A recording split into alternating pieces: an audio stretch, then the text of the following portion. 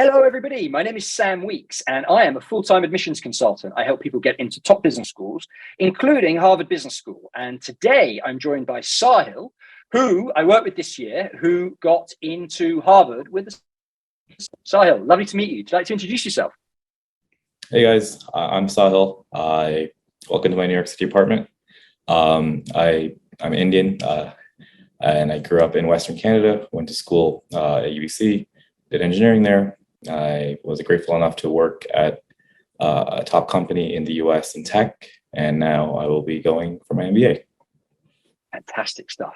So, can you tell us about the early part of your process where you were figuring out, you've done the GMAT, you got a decent GMAT score, and you're thinking, right, what am I going to do next? You think about consultants, you're looking at schools. Just walk us through that process. Yeah, the first step was just pure self-introspection, because I needed to be honest with myself about the process. I talked to some people and people who have been through this process, and they told me it's very rigorous progress. It's not easy. It's not something you can pull off in a weekend.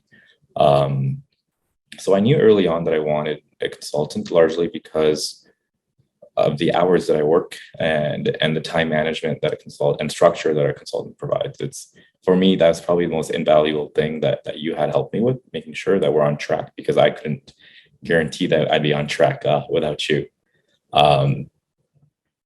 So I knew early on I wanted a consultant. And when it comes to finding consultants, obviously we all reach towards Google and reviews. And Sam, I think you are a 5-star rated without a blemish on the record, right? So it was an easy decision for me. That's very kind of you. Thank you. Okay, so you've taken the GMAT, we decided on a consultant, and I remember for you, one of the biggest challenges we faced was narrowing down all of the different experiences you had. Can you tell us about how that was? It was, I think, the most challenging part of actually crafting our applications, right? Although we did 6 schools, all in America, or the top 7 schools, the structure for most of them was very similar. So we wanted to make sure that we had one narrative across all applications. And because, I'm going to boast here, but because of, maybe a breadth of experience, both professionally and personally, we kind of had trouble in the beginning settling down. I came in with my own ideas. You came in with your own ideas. At one point, we had like 8 different narratives that we were toying with, didn't we? We had 8 different essays, really. 8 different 1,000-word essays. And you allowed me to be open and honest with you when I didn't like something. You took that head on and said, okay, we'll find something that works for both of us in terms of what you think is best and what I think is best. So obviously that took the brunt of our time together. I think spent 2 months on actually settling down on this specific narrative.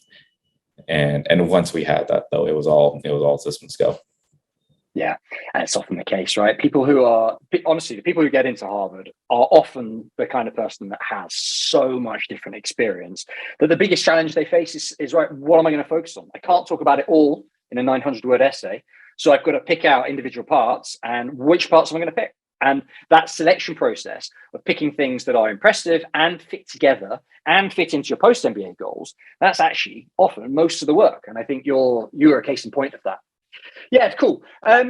So tell us about once you put together your narrative, right? You gathered all of these different ideas and you had these 8 different narratives and you found the one you liked, put it down, put it together into an essay. Can we talk a little bit about the interview process? You got your interview. How was it?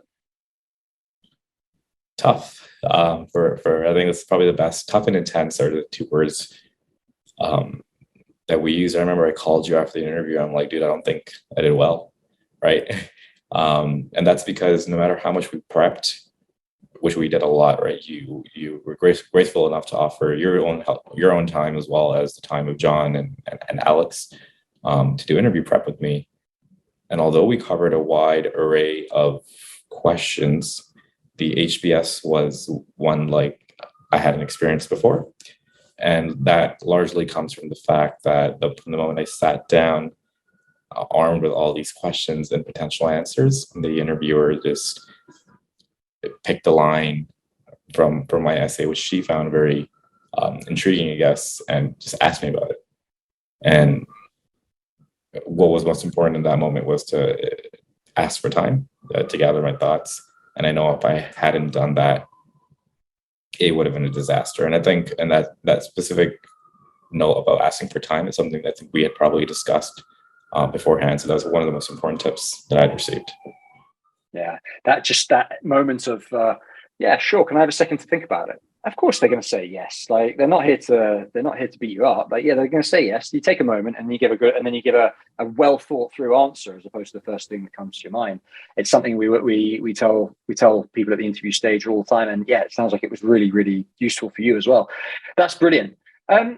Okay, so then you had to write you wrote a interview reflection afterwards.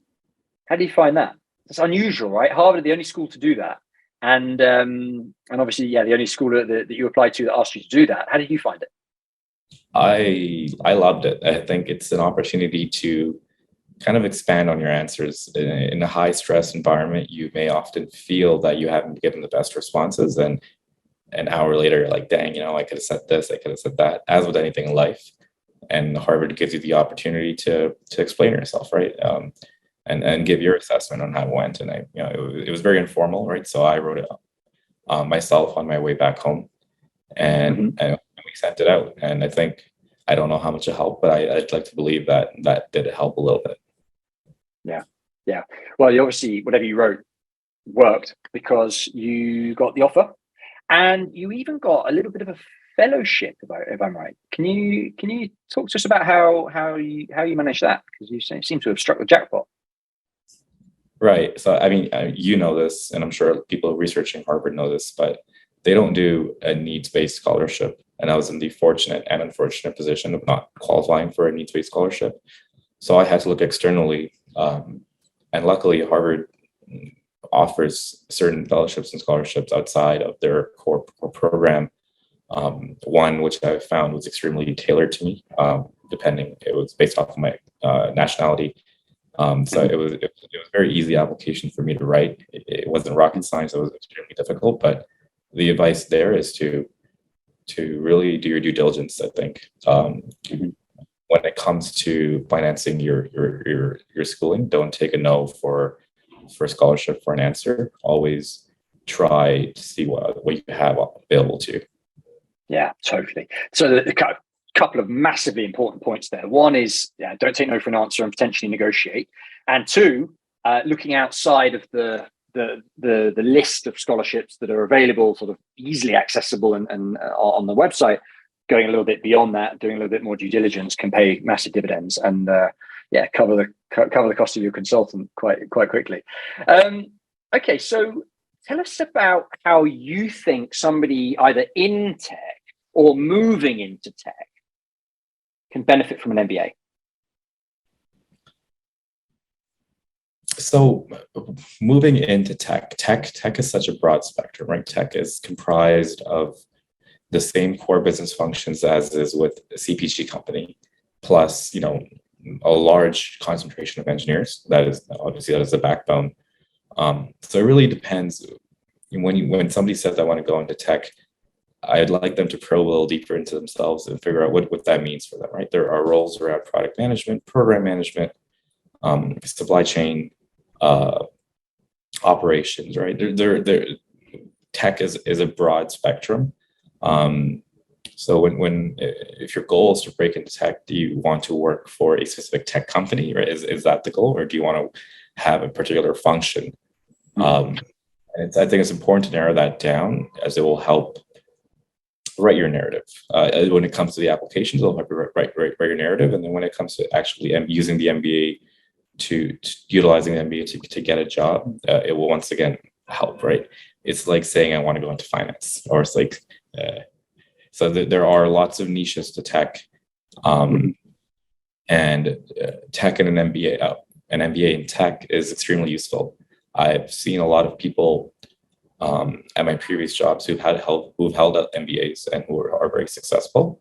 So not only can I see a blueprint for success using an MBA? But you can also leverage your MBA's network and find, because there's always going to be somebody who from your school who's gone on to work at whatever your dream tech company is.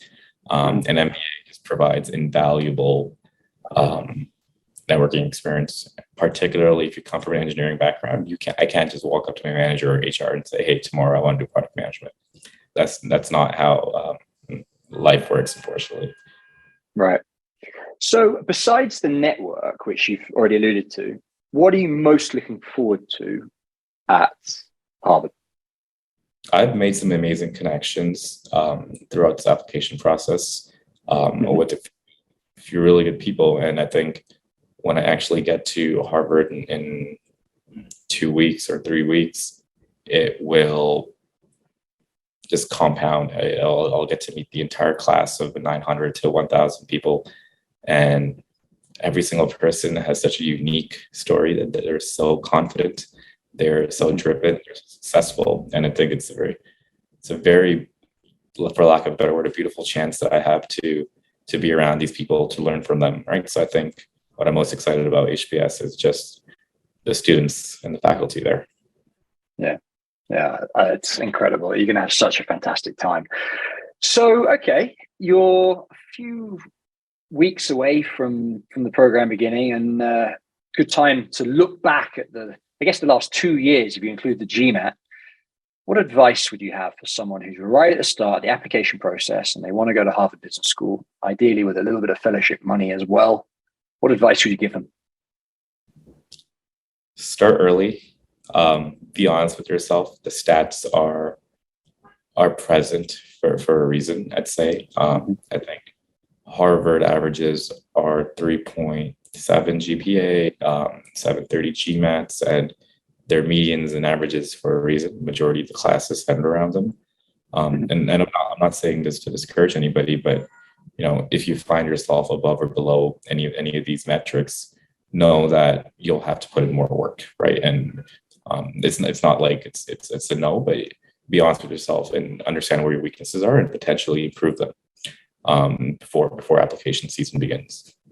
Yeah, don't go into it lightly and with rose tinted glasses and ignore the hard stats, because they do matter. I totally agree.